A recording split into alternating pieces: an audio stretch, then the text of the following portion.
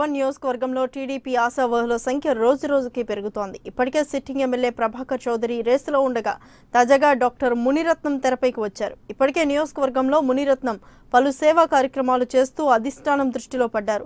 మరోవైపు నియోజకవర్గంలో బలిజ సామాజిక వర్గానికి చెందిన బలమైన నాయకుడిగా గుర్తింపు పొందారు. దీంతో ఇప్పటికే మునిరత్నంను సీఎం చంద్రబాబు 2 సార్లు పిలిపించి మాట్లాడారు.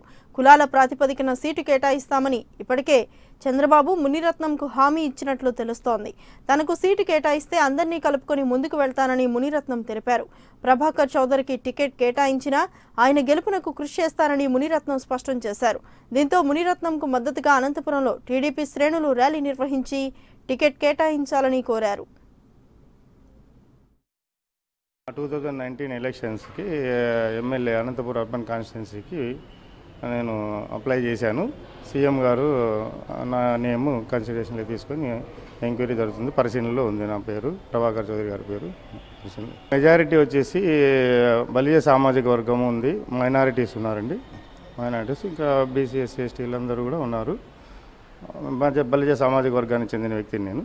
నాకు సీటు కేటాయించినప్పుడు పార్టీ డిసిప్లైన్, పార్టీ ఈక్వేషన్స్ని బట్టి వాళ్ళు కేటాయిస్తారు కదా. నాతో సీఎం గారు నేను కలిసినప్పుడు ఇదే మాట అన్నారు, నాకు కొంచెం క్యాస్ట్ ఈక్వేషన్స్ అవన్నీ బ్యాలెన్స్ చేసుకొని చెప్తానండి అని అన్నారు కూడా. నేను ఉన్న క్యాస్ట్ ఈక్వేషన్స్ని బట్టి ఇప్పుడు I don't think so, but situation వచ్చినప్పుడు దాన్ని పార్టీ డిసిప్లైన్స్ అవన్నీ కూడా మేము పాటించాలి కదా. అంటే తప్పకుండా అభివృద్ధి చేయాలని, because I'm a civil engineer basically. దాని వైడనింగ్ రోడ్స్ కానీ అండ్ ట్రాఫిక్ ప్రాబ్లమ్స్ కానీ వాటర్ ప్రాబ్లమ్స్ కానీ డిఫరెంట్ ప్రాబ్లమ్స్ అన్నీ కూడా ఉన్నాయి.